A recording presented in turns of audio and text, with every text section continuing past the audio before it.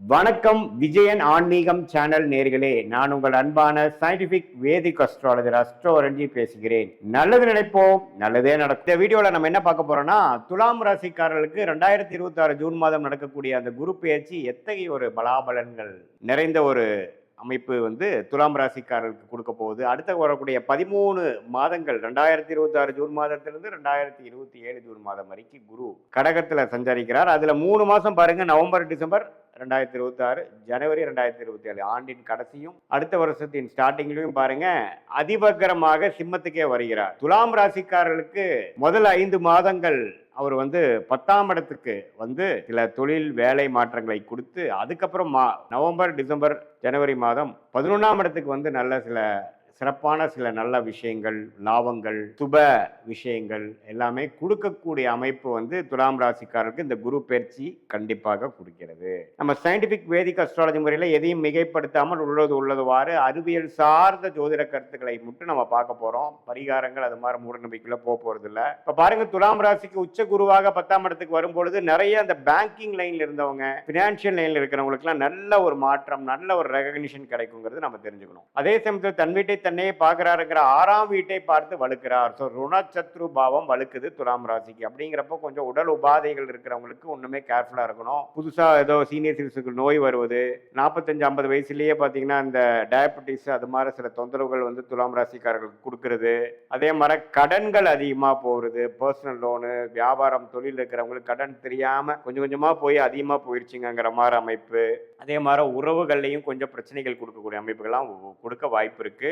But இது ஒரு பொதுவான பலனை ஒழிய, உங்களுடைய 2ஆம் இடத்தை குரு பார்க்கறது பண விஷயத்துக்கு பிரச்சனை இல்லை. பண புழக்காட்டங்கள் அதிகமா இருக்கும். ஆனா கடன் விஷயத்துல மட்டும் கேர்ஃபுல்லா இருக்கணும். உடம்பு உபாதைகள்ல கேர்ஃபுல்லா இருக்கணும். அதே மாதிரி உறவுகள்ல கேர்ஃபுல்லா இருக்கும். ஒரு மாதிரி லோன் போட்டு ஒரு இடம் வாங்குறது, ஒரு வீடு கன்ஸ்ட்ரக்ஷன் பண்றது, பழைய வீட்டை அப்கிரேட் பண்றது, புதிய கார் வாங்குறது, பழைய காரை கொடுக்கறது, எல்லாமே அது மாதிரி வண்டி, வாகனம், வீடு, இடம் அது மாதிரி விஷயத்துல நல்ல மாற்றங்களை கொடுக்கக்கூடிய ஒரு அமைப்பு துலாம் ராசிக்காரர்களுக்கு 2026 ஜூன் மாதம் ஆகக்கூடிய குரு பயிற்சி நன்றாக குடிக்கிறார். அதுக்கப்புறம் பார்த்தீங்கன்னா ஆண்டின் கடைசியில் 11ஆம் இடத்துக்கு போகும்பொழுது நல்ல லாபங்கள், நல்ல சில இன்வெஸ்ட்மெண்ட் பண்ணதில் ஒரு சில பெனிஃபிட்ஸ் எடுக்கக்கூடிய அமைப்பும் வருகிறதுங்கிறது நாம தெரிஞ்சுக்கணும். ஸோ 10ஆம் இடத்துல குரு வரும்பொழுது தொழில், ஃபினான்ஸ் தொழில், வட்டி தொழில், பேங்கிங் தொழில், சொல்லி கொடுக்கும் வேலையில் இருக்கிறவங்க, பிரின்சிபலாக இருக்கிறவங்க, டீச்சராக இருக்கிறவங்க, ப்ரொஃபஸராக இருக்கிறவங்க, டீனாக இருக்கிறவங்க, அவங்களுக்குலாம் நல்ல மாற்றங்களை கொடுக்கக்கூடிய அமைப்பு இருக்கு. கோல்டு பிஸ்னஸ்ல இருக்கிறவங்களுக்கும் நல்ல மாற்றங்கள் நல்லது இருக்கு.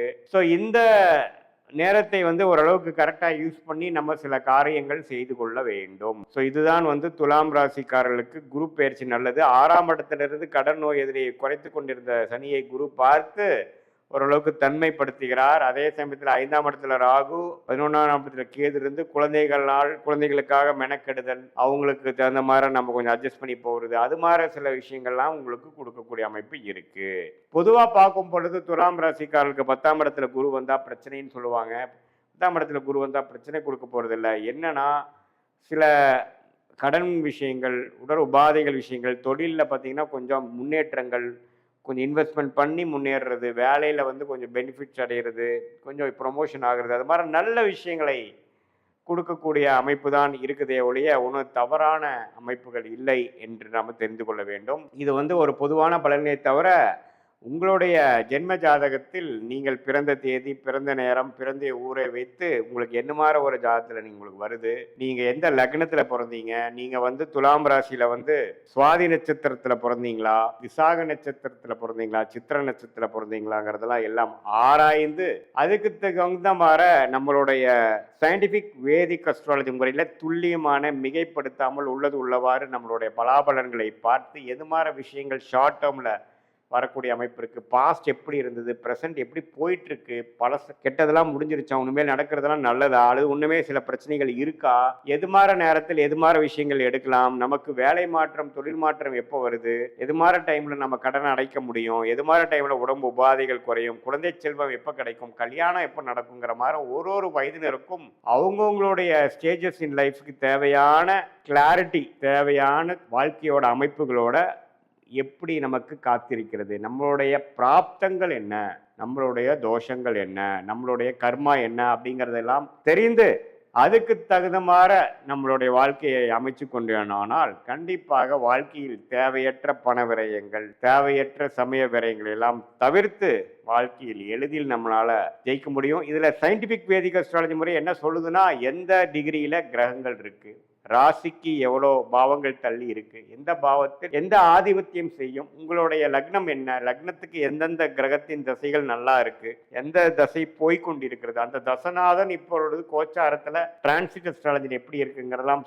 சேர்த்து வைத்து நம்ம பார்க்கும் பொழுது அடுத்த வரக்கூடிய காலகட்டங்கள் என்ன, உங்களுக்கு பிடித்த ஒரு தொழில் எதுவாறு அமையும், அந்த பிடித்த தொழிலே உங்களுக்கு லக்கியான யோகமான தொழிலா அமைய வாய்ப்பு இருக்கா, எது மாதிரி நேரத்தில் நம்ம செய்யலாம், எந்த படிப்பு நமக்கு உயர்வை கொடுக்கும், எந்த துறை நம்மளுக்கு நல்ல வெற்றியை கொடுக்கும், எந்த நேரத்தில் நம்ம ரிஸ்க் எடுக்கணும், எந்த நேரத்தில் நம்ம அடக்கி வாசிக்கணுங்கிறதெல்லாம் நம்மளுடைய லக்னம், நம்மளுடைய ராசி, நம்மளுடைய நட்சத்திரம், நமக்கு நடக்கக்கூடிய கிரகத்தின் தசைகள், புக்தியை டிவைட் பண்ணா அந்தரம், அந்தரத்தை டிவைட் பண்ணா சூக்ஷ்மத்தை வைத்து டிகிரி அடிப்படையில் எதையும் நாம தீர ஆராயாமல் அப்படியே நம்ம பரிகாரங்கள் அது மாதிரி விஷயங்கள் போகலாமல் உள்ளது உள்ளவாறு ஒரு கிரகம் ஒரு நட்சத்திரத்தில் எப்படி இருக்கிறார், ரெண்டு பேர்த்துக்குள்ள டிஃபரன்ஸ் என்ன, எவ்வளவு தூரம் தள்ளி இருக்கிறார்கள், உங்க லக்னம் எது மாதிரி இருக்கு, எந்த மாதிரி லக்னமும் சில பேர்த்துக்கு பாத்தீங்கன்னா லக்னமும் ராசியும் ஒன்னா இருக்கும், அது எப்படி வேலை செய்ய போகுது, அல்லது லக்னம் வேற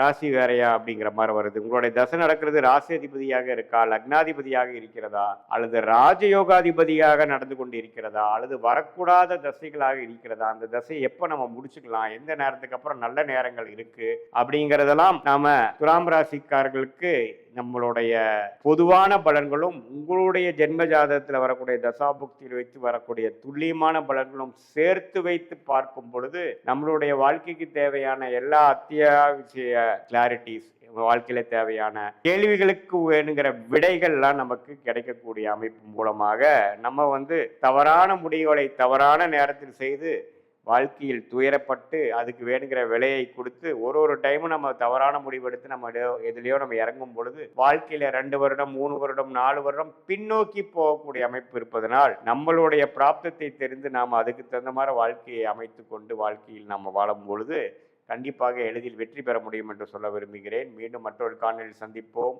நன்றி, வணக்கம்.